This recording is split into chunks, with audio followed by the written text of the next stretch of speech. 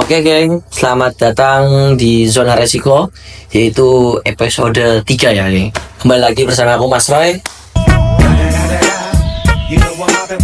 Kita akan mengumpas tentang judi online di Indonesia yang merajalela. Nah, di episode 2 tadi aku Mas Roy tadi itu udah menceritakan tentang mungkin selebgram atau tiktokers, youtuber yang terkena kasus di penyalahgunaan pengiklanan ya, yaitu tadi ada Amanda Manopo, Katak Bizer, dan Nikita Mirzani. Nah, selanjutnya nih geng, di episode 3 kali ini pasti kalian geleng-geleng karena apa? Ya tadi mungkin selebgram atau tiktokers ya, mereka nggak luput salah ya, karena mereka itu bukan orang siapa-siapa.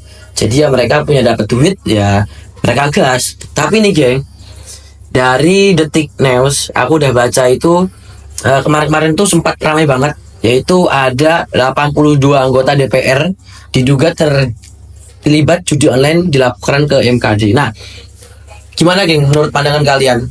Bisa-bisanya seorang DPR ya, yang mereka itu ya notabene harus udah dapat duit dari negara, digaji oleh negara, dikasih mobil buat wirawiri, mereka bekerja, ada yang dipinjamkan rumah untuk keluarganya, tapi mereka masih bermain judi online. Nah, menurut aku nih geng, ini aneh banget sih, soalnya ya kita tahu DPR itu ya orang-orang kaya ya harusnya, tapi kenapa kok dia bisa terjerat dalam judi online ini nih?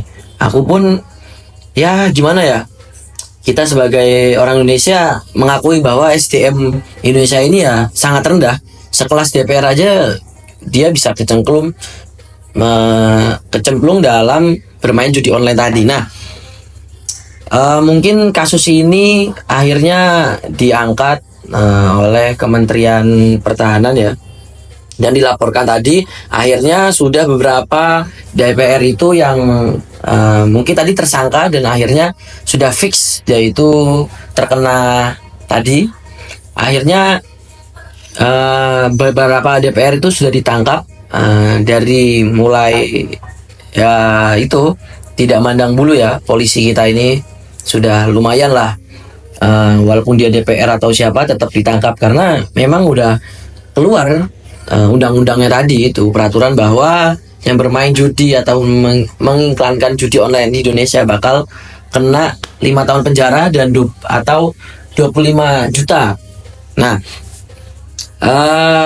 setelah DPR itu ada terlibat yaitu polisi ya geng. Dari oknumnya sendiri itu ada beberapa yang tertangkap karena bermain judi online. Nah, mungkin kalau untuk bermain pun ya itu ya biasa karena kita manusia nggak luput. Tapi nih geng, yang harusnya polisi ya notabene harusnya dia menjaga keamanan negara Republik Indonesia, malah mereka menjadi bandar narkoba bara judi online guys, sorry. Nah, kita nggak habis pikir ya, kok bisa-bisanya gitu judi online itu yang memang udah keluar di peraturan bahwasannya ya udah nggak bisa dimainkan lagi karena itu membuat Indonesia hancur ya. Tapi dari oknum polisi, oknum ya, aku bilang oknum di sini, nggak semua polisi seperti itu. Oknum mereka menjadi malah bandar perjudian online di Indonesia. Nah, gimana geng menurut kalian? Apakah pantas seorang polisi malah mereka bermain di belakang atau menjadi bandar judi online? Nah, menurut pandanganku sendiri sih ya gimana ya geng, itu udah rusak sih dari negeri kita ini, negeri Konoha ya bisa dibilang, karena dari oknum paling tahta tertingginya aja udah ya dibilang mereka sudah terjun dan mereka sudah tidak tahu malu gitu, karena ya harusnya mereka sudah dapat gaji. Kalian mesti tahu lah ya kan, gaji seorang polisi nuna itu. Nah itu kan pasti di angka 2 digit ya, apalagi yang udah sih tempel sudah sampai dasar tempel itu kan juga, wah itu gajinya udah 2 digitan. Tapi kok bisa-bisanya gitu mereka itu nggak malu gitu loh.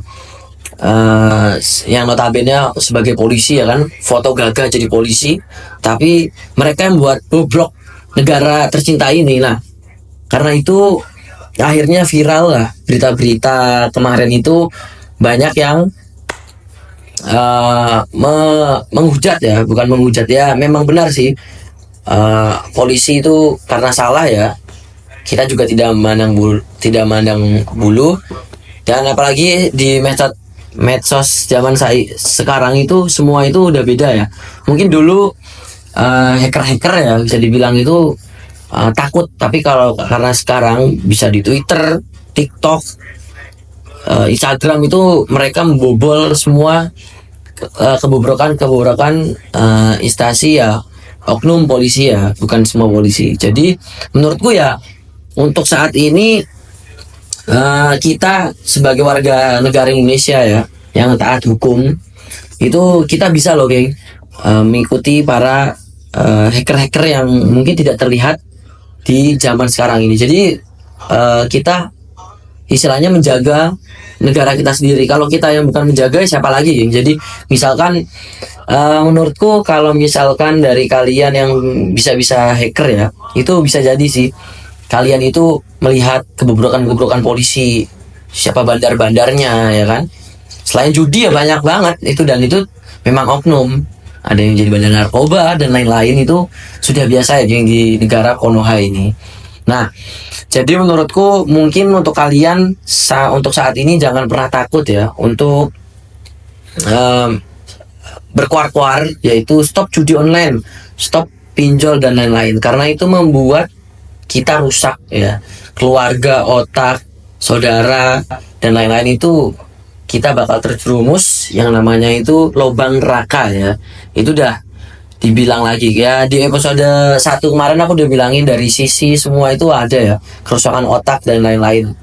Nah, mungkin di episode 3 ini mungkin itu aja ya, karena di episode pertama itu udah aku jelasin apa itu judi online dan lain-lain. Mungkin kalian sudah paham ya, dan gimana kok bisa di Indonesia sampai sekarang banyak judi. Nah, itu tadi di episode pertama. Jadi kalian nih yang belum nonton di episode pertama itu harus nonton ya di channel Zona Resiko. Kenapa nama Zona Resiko? Karena kita melihat di dunia ini banyak resikonya guys. Kita bekerja pun ada resikonya. Nah, jadi Mas Roy di sini kenapa podcastnya nama Zona Resiko, karena ya kita mengulik zona-zona resiko di kehidupan manusia zaman sekarang. Bukan zaman sekarang sih ya, kehidupan manusia dari zaman dulu sampai sekarang. Ya, mungkin itu saja di episode 3. Terima kasih ya geng, untuk kalian yang sudah nonton sampai episode terakhir ini. Jangan lupa follow aku Instagramnya di sini ya, dan jangan lupa langsung follow YouTube di Zona Resiko. Dadah.